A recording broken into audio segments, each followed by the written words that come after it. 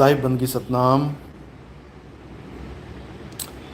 तो परमात्मा की अपार कृपा से, नंदी छोड़ की दया से ये मूल ज्ञान पूरे विश्व में फैलता ही जा रहा है और धीरे धीरे धीरे सारे संसार में विवेकी हंसों तक पहुंचता ही जा रहा है। बहुत खुशी की बात है क्योंकि इस बार ये जन्म बर्बाद नहीं होगा। इस बार सबका कल्याण होगा। इस बार जन्म मरण का बंधन टूटेगा और इस बार वो चाबी सबके हाथ में लगेगी जिसके द्वारा वो दरवाज़ा खुलेगा जिसे मुक्ति का द्वार कहते हैं। उसके बाद किसी का भी आना जाना इस नाशवान संसार में नहीं होगा। अब वो समय आ गया है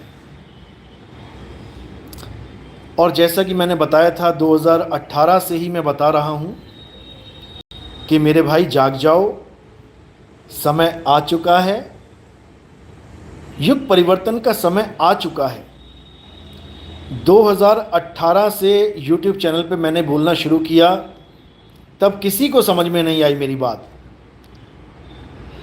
एक भी नहीं समझ पाया कि नितिन दास क्या कह रहा है। क्यों? क्योंकि ये लोग सोच के बैठे थे कि 4,32,000 साल के बाद सतयुग आएगा। लेकिन मैंने 2018 में ही कह दिया था कि भले तुम्हें अभी मेरी बात समझ में नहीं आ रही है, लेकिन बहुत जल्दी तुम्हें हर तरफ से यही बातें सुनने को मिलेंगी जो आज मैं कह रहा हूं। और अभी थोड़ा ही समय बीता है। अब बड़े बड़े ज्ञानी, बड़े बड़े पंडित, अखंड योगी कहते नहीं थक रहे कि भैया सतयुग आने वाला है, कल की अवतार आ चुके हैं, ढूंढो कहाँ है।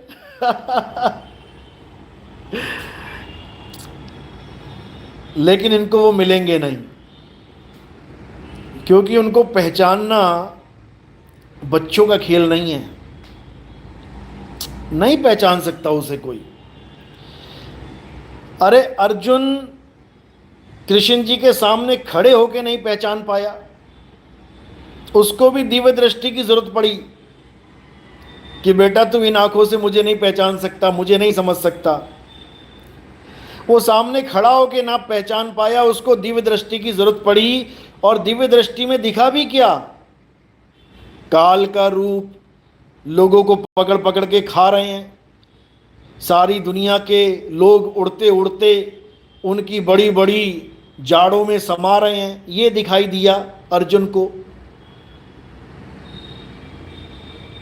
काल का रूप दिखाई दिया, काया दिखाई दी, शरीर दिखाई दिया। तो कल की अवतार तो शरीर है ही नहीं। वो कौन सी आंखों से दिखेगा? उसको जानने के लिए तुम्हें खुद को जानना पड़ेगा। कल की अवतार को कौन जान पाएगा? जो खुद को जान लेगा, जो खुद को समझ लेगा, जो खुद के स्वरूप को बूझ लेगा, वो कल की अवतार को जान लेगा। यही है बस एक सिंपल और इकलौता फार्मूला। यही है इकलौता फार्मूला। इस फार्मूले के बिना ये पहेली सुलझने वाली नहीं है, ये सवाल हल होने वाला नहीं है। समझो, तो ही मोही, मोही तो ही, अंतर कैसा। तो पहले मोही को जानना पड़ेगा। मोही कौन है? जो मोही वही तो ही। बताओ, यहां जन्म मरण की बात चल रही है, ये बता रहा भाई गुरुजी मेरी जॉब नहीं लग रही है, क्या करूंगा। अरे चाय बेच ले भाई, पेटी पालना है या दुनिया में। पकोड़े वकोड़े बना के बेचने लग जा, रिक्शा विक्शा चला ले, ऑटो चला ले भाई। यहां पेट भरने का सवाल है, कैसे भी भर ले, दुनिया भर रही है। नौकरी नहीं लगेगी तो मर जाएंगे क्या? हटाओ इस चीज को दिमाग से। हमारे दादा परदादा खेतों में किसानी करके 8-8 बच्चे पाल के चले गए। वो ना करते थे किसी की गुलामी। बताओ। अरे सेल्फ डिपेंडेंट बनो, कोई भी काम पकड़ो। तुम बोरा भी उठाने का काम करोगे, 1 रुपए 1 बोरे का मिलता है। 300-400-500 बोरे तुम उठा ही लोगे दिन में, एक ट्रक से दूसरे ट्रक में लादने वाला या एक ट्रक से गोदाम में रखने वाला। कुछ नहीं है तो इतना ही कर लो कि चींटी की तरह गांठ लगा लेनी है पेट में। कुछ भी काम करो, कुछ भी, दुनिया भर का काम खुला पड़ा है, नौकरी नहीं बची है केवल। चाय की दुकान लगा लो स्टेशन के बाहर, रेडी लगा लो, सुबह सुबह जाओ, 2,000 रुपए की चाय बेच के आ जाओ, दोपहर तक 60,000 रुपये महीना कमा लोगे। छोले भटूरे लगा लो, अरे परोठे लगा लो, कुछ तो करो। नौकरी नहीं लग रही, नौकरी नहीं लग रही। अरे नौकरी जब तक नहीं लग रही तब तक खाना क्यों खा रहे हो? जब खाना खा रहे हो तो फिर खाना कमाना भी सीखो। चलो ये टॉपिक नहीं है हमारा, ये ज्ञान नौकरी लगने का, या कोई शादी ब्याह नहीं हो रहा, या मेरी बीमारी ठीक नहीं हो रही, एक्जिमा हो गया भाई को। श्री राम, गुरुजी मुझे एक्जिमा हो गया है, बहुत साल से परेशान हूँ। कोई भी बीमारी लगती है बेटा खान पान से लगती है, खान पान सुधार लोगे ना सब ठीक हो जाएगा। साधु भोजन पे आ जाओ, 1 महीना 2 महीना केवल वो खाना खाओ जो प्रकृति तुम्हें सीधा दे रही है, डायरेक्ट, बिना रूप बदले। फल खाओ, फ्रूट खाओ, ये अपने आप ही ठीक होने लग जाएगा। कोई भी बीमारी होती है इम्यून सिस्टम वीक होने की वजह से होती है, और कोई भी बीमारी ठीक होती है इम्यून सिस्टम स्ट्रांग की वजह से होती है, समझ लो।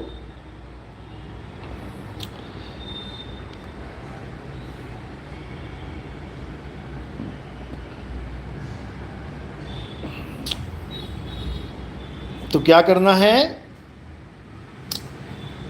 कल की अवतार को समझने के लिए खुद को समझना पड़ेगा। बिना खुद को जाने, बिना अपने सत्य स्वरूप को जाने तुम उसे नहीं पहचान सकते। वो तुम्हारे सामने से निकल जाएगा, तुम पहचान ही नहीं सकते उसको। उसको कैसे पहचाना जाएगा? सत्य की परख करके, समझ लो, सत्य की परख करके। सत्य की परख यानी असत्य को त्याग के, सत्य को ग्रहण करके, तब बात बनेगी, नहीं तो नहीं बनेगी। साहब सिंह, आपकी बात सत्य है गुरुजी, यह जीव शिव दृष्टा है। बिल्कुल बिल्कुल, ये दृष्टा है, लेकिन ये खुद को नहीं जान रहा है, दृश्यों में उलझा पड़ा है। कभी सतलोक देखता है, कभी अलख लोक देखता है, कभी अगम लोक देखता है, कभी अनामी लोक देखता है। देखता ही रहेगा ये सारी उम्र, और जब तक देखता रहेगा तब तक दृष्टा ही रहेगा। सारी दुनिया में जितना भी ज्ञान समझाया जा रहा है वो दृष्टा भाव का ज्ञान है। ये देख लो, वो देख लो, प्रकाश देख लो, अंधकार देख लो, रंग देख लो, गुरुजी देख लो, शक्ल देख लो। हमारा ज्ञान सब कुछ देखना छुड़ा देता है। कुछ नहीं देखना।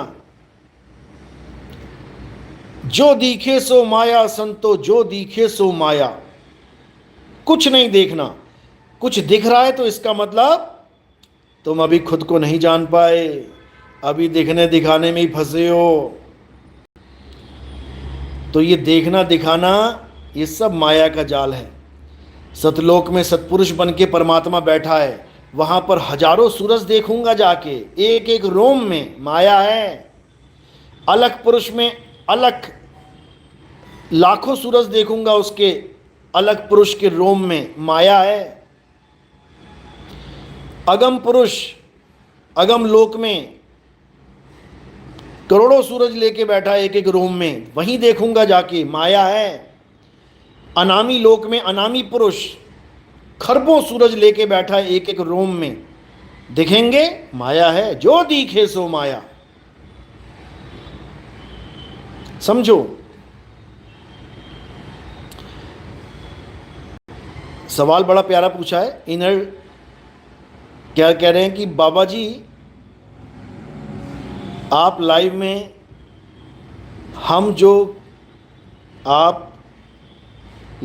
हम जो क्यों देख रहा है? क्या लिख रहे हो? थोड़ा समझ के लिखा करो क्या लिख रहे हो। यहां पर दिखना दिखाने वाली बात नहीं है कि तुम मुझे देख रहे हो और मैं कमेंट देख रहा हूं। यहां ज्ञान समझाया जा रहा है। यहां ज्ञान की बात चल रही है। ना तुम मेरी शक्ल देख के इसका ध्यान करना, ना मैं तुम्हारे कमेंट पढ़ के इसको ध्यान करूंगा। अल्पेश, आपा खोए आपको चीने तब पावे पद निर्वाणा। बिल्कुल सही, क्योंकि ये पद निर्वाणा ही असली खेल है।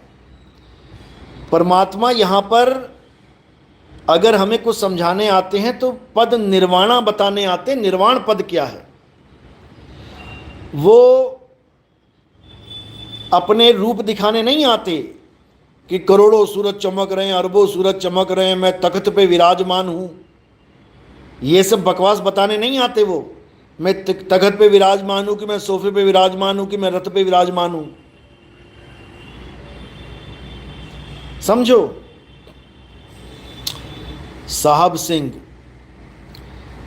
गुरु समनदास जी ने आत्म सत्ता की बात करते गुरु समनदास जी आत्म सत्ता की बात करते थे, पर उसका भेद नहीं बताते थे। यह भेद हमें अब पता लगा गुरुजी आपके चरणों में आने के बाद। बहुत अच्छी बात है। अगर कोई भी गुरु आत्म सत्ता का ज्ञान बोल रहा है, आत्म ज्ञान बोल रहा है, अगर आत्मा का जिक्र करता है, आत्मा की बात करता है, तो बहुत अच्छी बात है। लेकिन अगर वो इसके बारे में जानता नहीं है, क्योंकि अगर जानेगा तो बताएगा और नहीं जानेगा तो नहीं बताएगा। जब पता ही नहीं तो क्या बताएगा। आज हमारा सत्संग सुन सुन के जो वृंदावन में राधे राधे जपते थे, जो राम राम जपते थे, जो पत्थरों की मूर्तियों को भगवान बोलते थे, हमारे सत्संग सुन के आज वो आत्मा आत्मा करते नजर आते हैं। आज वो आत्म ज्ञान की बात करने लग गए। आज वो कहते हैं अपने आत्म स्वरूप को जान ले। बताओ, अरे तुमने जान लिया? तुमने जान लिया होता तो पत्थर को भगवान बोल रहे होते? तुमने जान लिया होता तो कोई नाम जप रहे होते किसी का? अपने स्वरूप को जानने का मतलब है आत्म स्वरूप प्राप्त कर लेना। उसके बाद किसी की जरूरत नहीं रह जाती। हे अर्जुन, जो अपनी आत्मा में रमण करते हैं, जो अपनी आत्मा में तृप्त हैं, जो अपनी आत्मा में संतुष्ट हैं, उनके लिए कोई धार्मिक कर्म कर्तव्य लागू ही नहीं होता। उनको अपने धर्म के अनुसार राम राम, अल्लाह अल्लाह, वाहिगुरु वाहिगुरु, गॉड गॉड करने की भी जरूरत नहीं रह जाती। फिर वो केवल आत्म सिद्ध हो जाता है। समझो, कोई नाम नहीं जपना। नाम जाप ही बंधन है। लेकिन लोग सोचते हैं कि नाम जपने से परमात्मा मिल जाएगा, नाम जपने से राधा मिल जाएगी, नाम जपने से राम जी मिल जाएंगे, नाम जपने से शंकर जी मिल जाएंगे, हनुमान जी मिल जाएंगे। कुछ नहीं मिलने वाला। नाम जपने से बड़ी शांति हो जाएगी। कौन सी शांति होती है समझ लो। नाम जाप से कौन सी शांति मिलती है समझ लो। जैसे डीजे चल रहा हो आपके घर के पास और खूब धम धम धम धम हो रही है, 1 घंटे तक तुम डीजे सुनते रहे हो, सुनते रहे, एकदम डीजे बंद हो जाए, एकदम डीजे बंद हो जाए तो क्या होता है? एकदम सन्नाटा छा जाता है। ऐसा लगता है वाह क्या बात है, कितनी शांति मिल रही है। लेकिन वो शांति नहीं है।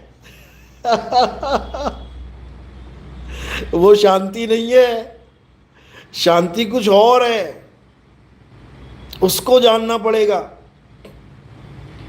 तो नाम जपने से क्या होता है? नाम जपने से बार बार बार वही साउंड वही साउंड वही साउंड, लगातार साउंड चलती रहती है। और जैसे ही नाम जाप करने के बाद बंदा शून्य अवस्था में पहुंचता है, तब उसको ऐसा लगता है कि वाह क्या बात है, क्योंकि शून्य में नाम भी खत्म हो जाता है। तो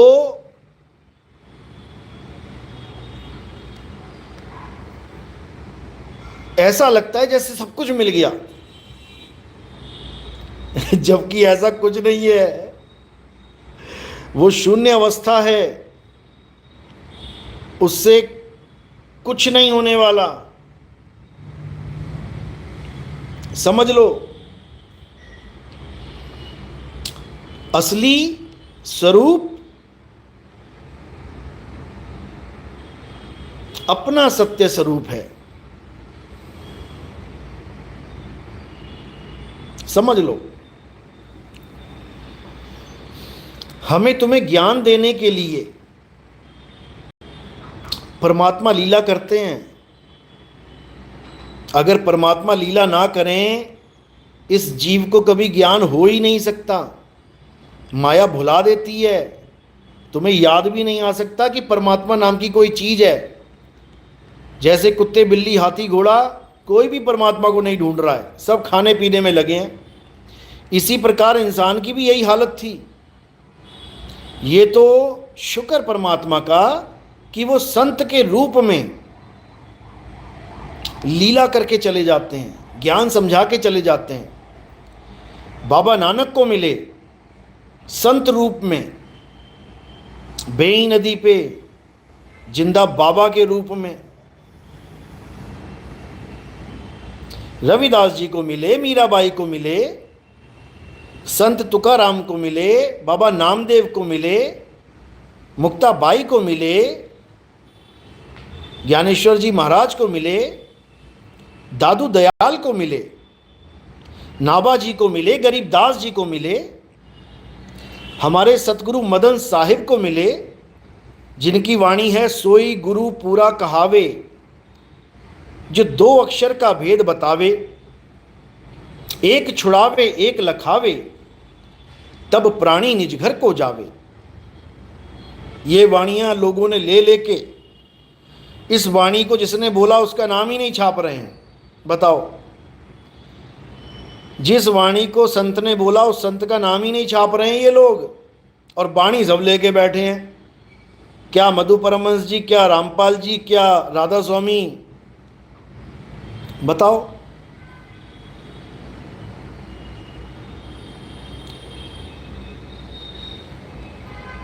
अगर इतना ही सच का प्रचार करना चाहते हो तो सच लिखना तो सीख लो। जो रामपाल जी महाराज अपने सत्संगों में सोई गुरु पूरा कहावे, 2 अक्षर का भेद बतावे, बोलता नहीं थकते, वो अपने ग्रंथों में नाम नहीं लिख सकते इस वाणी को बोलने वाले संत की। बताओ, क्या तुम सत्य का प्रचार कर रहे हो? मदन साहिब का नाम पता भी है इन दोनों भाइयों को, लेकिन फिर भी नहीं लिखते। हमारा जो सत्संग नंबर 14 है उसमें इनके साथ वार्तालाप है, खुद अपने मुंह से बोल रहा है। रामपाल जी का सगा भाई ये तो मदन साहब की वाणी है। अरे मदन साहब की वाणी है तो छाप देना भाई, छाप क्यों नहीं रहा है? लिख दे मदन साहिब है। बल्कि इतने दुष्ट लोग हैं कि मदन साहिब को काल का दूत बना के यूट्यूब पे डाल रखा है इन लोगों ने। उसी संत की वाणी उठा उठा के प्रमाणित कर रहे हैं कि पूरा गुरु वो होता है जो दो अक्षर का भेद बताता है। बता, उसी संत की वाणी लिख के उसी को कह रहे हैं काल का दूत है। तुम क्या हो? हंस मुनि। इतना बुरा हाल है इन लोगों का। और अब तो बहुत अच्छी बात है, रामपाल जी महाराज बाहर आ गए हैं, क्योंकि मैं तो 2010 से इनको फ़ोन कर करके थक गया। इनका कोऑर्डिनेटर है एनसी आर्या, आप उसका नंबर पता करके फ़ोन करके पूछ लेना। 2010 से मैं पीछे पड़ा हूं कि हमारे साथ ज्ञान चर्चा करो करो करो। एनसी आर्या ने तो रामपाल जी महाराज से डायरेक्ट भी बोल दिया था कि नितिन दास ज्ञान चर्चा की बात कर रहा है, लेकिन ये माने नहीं दोनों भाई। लेकिन अब वो दिन आ गया है जब हम फिर से एक बार ज्ञान चर्चा के लिए बोलते हैं कि आओ करते हैं ज्ञान चर्चा।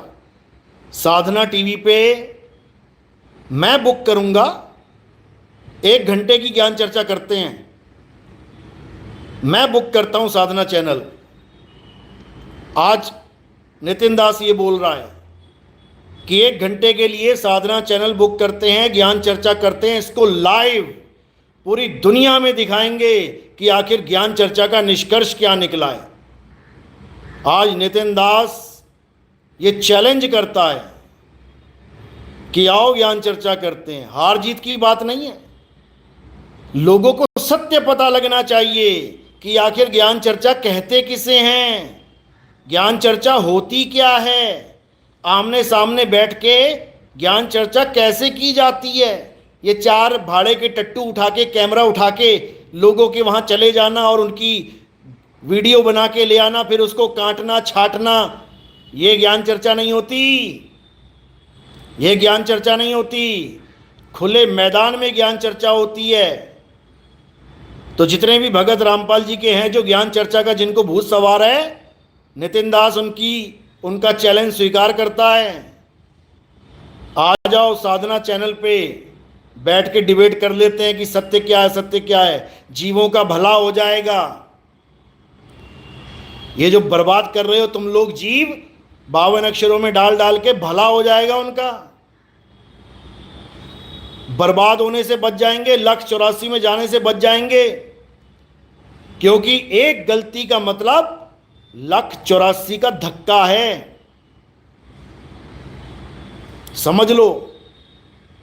अगर हम हार गए तो हम शरण में आ जाएंगे, और अगर तुम्हारी बोलती बंद हो गई तो सारी संगत को चरणों में गिराना पड़ेगा, समझ लेना।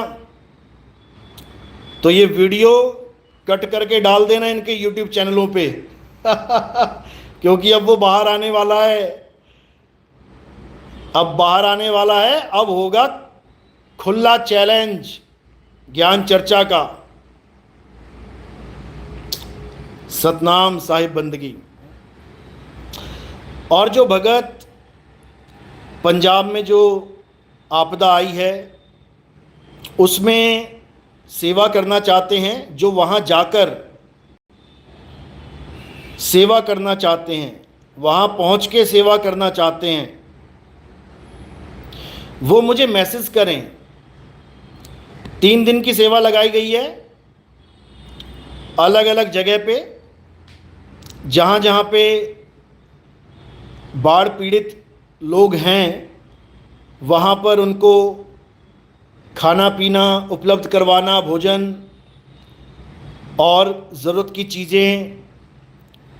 तो जो ये सेवा करना चाहते हैं वो मुझे मैसेज करें ताकि हम 2-3 टीमें बना के वहाँ की तरफ रवाना करें। 3 दिन की सेवा है, उसके बाद देखते हैं अगर हालात और बिगड़े हुए हो तो लंबी कर देंगे, उसके बाद ड्यूटी चेंज कर देंगे। जो भी चाहता है कि हाँ मैं लंबी सेवा करूँ वो लंबी भी कर सकता है, और जो चाहता है कि नहीं मैं घर वापस जाना है तो उसकी जगह हम किसी और को भेज देंगे। तो जो भी ये सेवा करना चाहता है वो मुझे मैसेज करे। और जो भी योगदान करना चाहता है वो हमारा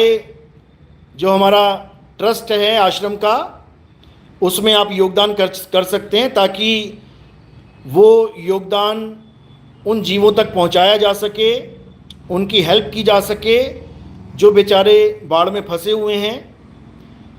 तो जो भी करना चाहते हैं कर सकते हैं। नंबर मेरा है 9256111007। जो भी किसी भी प्रकार की सेवा करना चाहता है पहले मुझे मैसेज करे, फिर मैं बताऊंगा कि क्या करना है। मैंने थंबनेल पे जो हमारा ट्रस्ट है उसका अकाउंट नंबर डाल रखा है, आप सेवा डाल सकते हो उसमें। और जो रिमार्क्स है उसमें लिखना है आपने फ्लड सर्विस, यानी बाढ़ पीड़ित के लिए सेवा, या फिर आप लिख दें पंजाब सेवा। केवल पंजाब सेवा लिख दें तब भी चलेगा, तो हमें पता लग जाएगा कि हाँ ये सेवा पंजाब के लिए आई है, तो उसका जो है वहाँ पर ट्रांसफ़र कर दी जाएगी और वो सेवा में लगा दिया जाएगा। और जो फिज़िकली पहुँचना चाहते हैं वो भी मुझे मैसेज करें, ताकि एक टीम बना के उन भाइयों तक पहुँचें और उनकी मदद की जाए। ये हमारा फ़र्ज़ है। सब नहीं पहुँच सकते, लेकिन जितने पहुँच सकते हैं ज़रूर पहुँचो, क्योंकि ये आपदा कभी भी किसी के साथ भी हो सकती है, ये विपत्ति कहीं भी आ सकती है। तो हम सब हमेशा तैयार रहें एक दूसरे का साथ देने के लिए, किसी का इंतज़ार करने की ज़रूरत ना हो। हम देशवासी इतने समृद्ध हो जाएं, हम देशवासी इतने एकता में भर जाएं कि हमें किसी की शक्ल देखने की ज़रूरत ना पड़े। जब एक हाथ में दर्द होता है तो दूसरा हाथ अपने आप वहाँ पहुँच के उसके कष्ट को ख़त्म करने के लिए मलना शुरू कर देता है। इसी प्रकार हाथ को हाथ का सहारा है। हिंदू, मुस्लिम, सिख, ईसाई, ये सब हमारे भाई हैं, सब हमारे भाई हैं, सब परमात्मा के बच्चे हैं। एक भी ऐसा नहीं है जो परमात्मा का मालिक का जीव नहीं है। इसलिए भेदभाव को ख़त्म करना है और सबको एक साथ लेके चलना है, सबको एक दृष्टि से देखना है। यही हमारा असली धर्म है, यही हमारा असली कर्म है। आत्मज्ञान का उजियाला। गुरुजी तन की सेवा के लिए तत्पर खड़ा हूँ। बहुत अच्छी बात है।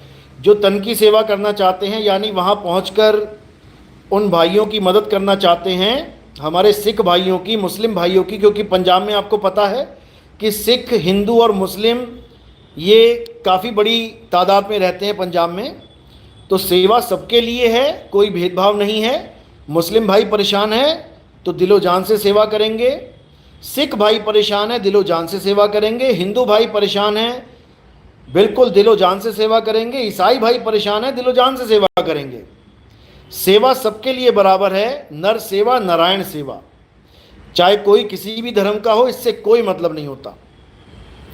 तो जो भी सेवा में आना चाहता है मुझे मैसेज करे 9256111007 9256111007 पे। ठीक है, अब शाम को मिलते हैं। साहिब बंदगी सतनाम, जय बंदी छोड़ की जय सतनाम, जय सतनाम। अकाउंट नंबर मैंने थंबनेल पे डाल दिया है। अगर किसी को मैसेज में चाहिए तो मुझे मैसेज कर सकता है 9256111007। आप सेवा उसी अकाउंट में डालना जो मैं आपको भेजूंगा, जो थंबनेल पे है, जो इस वीडियो की थंबनेल पे आपको दिखाई दे रहा है, उसी में सेवा डालनी है और पंजाब सेवा लिख के भेजना है। पंजाब सेवा, साहिब बंदगी सतनाम।